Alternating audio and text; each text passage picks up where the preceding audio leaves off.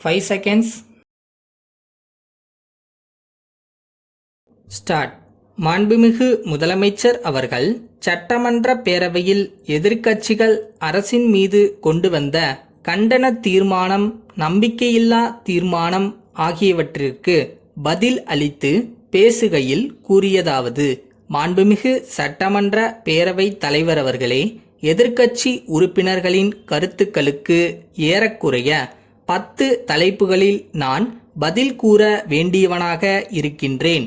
மின்சார கட்டணத்தை குறைக்க வேண்டும் என்றும், அத்துடன் வரியையும் அரசுக்கு கட்ட வேண்டாம் என்றும் விவசாயிகளிடம் சிலர் சொல்லத் தொடங்கி இருக்கிறார்கள். அரசுக்கு வரி கொடுக்காதீர்கள் என்று சொல்லுவது நல்ல ஜனநாயகம் ஆகாது. இந்த அரசு விவசாயிகளுடைய குறைகளை களைவதிலும் அவர்களுடைய முன்னேற்றத்திலும் மிகுந்த அக்கறை கொண்டிருக்கிறது என்பதை மகிழ்ச்சியுடன் தெரிவித்துக் கொள்கிறேன்.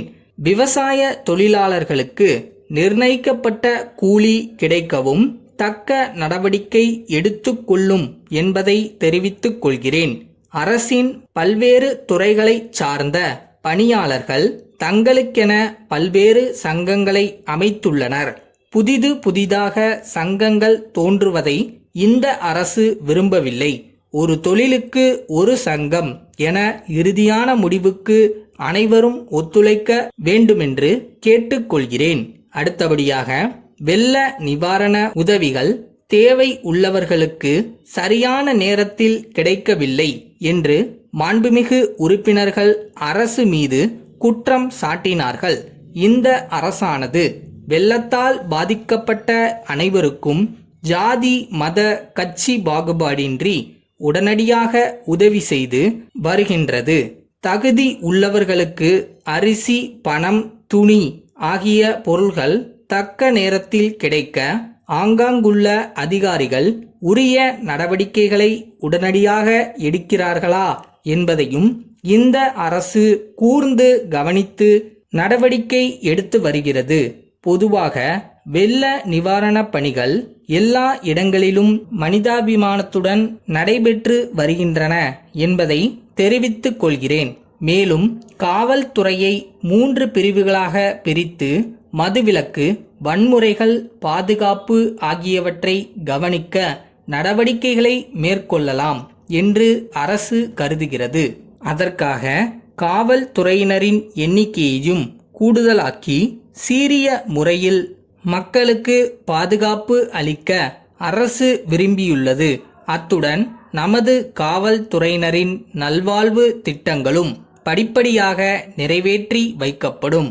இந்த அரசு ஊழல் அரசு, கொலைகார அரசு என்றெல்லாம் இங்கே பேசிய எதிர்க்கட்சி உறுப்பினர்கள் குறிப்பிட்டார்கள். அவர்களுடைய கூற்றை நாங்கள் ஏற்றுக்கொள்ளவில்லை.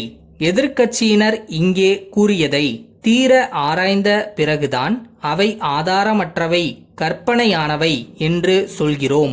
இந்த ஆட்சி படித்தவர், பாமரர், ஏழை, பணக்காரர் அனைவரையும் ஒரே கண்ணோட்டத்துடன் பார்க்கிறது.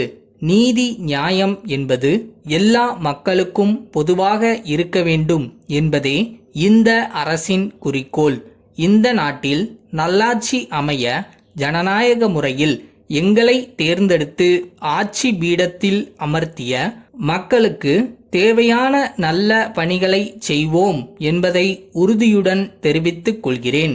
எதிர்க்கட்சிகளின் நல்ல கருத்துக்களை ஏற்க வேண்டும் என்பதே இந்த அரசின் நோக்கமாகும். எதிர்க்கட்சியில் இருப்பவர்களை அவமானப்படுத்த வேண்டுமென்ற எண்ணமோ, அலட்சியப்படுத்த வேண்டுமென்ற எண்ணமோ அல்லது வீண் அகந்தையால் எதையும் செய்வது என்பதோ எங்களுக்கு உடன்பாடு அல்ல. வெறும் எண்ணிக்கை பலத்தை கொண்டு மட்டும் நாங்கள் ஆட்சியை நடத்தவில்லை.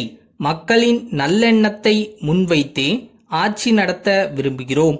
எல்லோருக்கும் சம நீதி கிடைக்கவும், நாட்டில் ஜனநாயகம் நிலை பெறவும் நாங்கள் பாடுபடுவோம். நாட்டு வறுமையை போக்கவும் வளமையை ஏற்படுத்தவும் அரசு பல்வேறு வழிகளில் முனைப்பாக நடவடிக்கைகளை எடுத்து வருகின்றது. இதிலே நாங்கள் வெற்றி பெறுவோம் என்பதை தெரிவித்துக் கொள்கிறேன். ஆகவே இங்கு கொண்டு வந்திருக்கும் தீர்மானங்களின் முடிவை நீதியின் குரலுக்கே விட்டுவிட்டு என் உரையை முடித்துக் கொள்கிறேன்.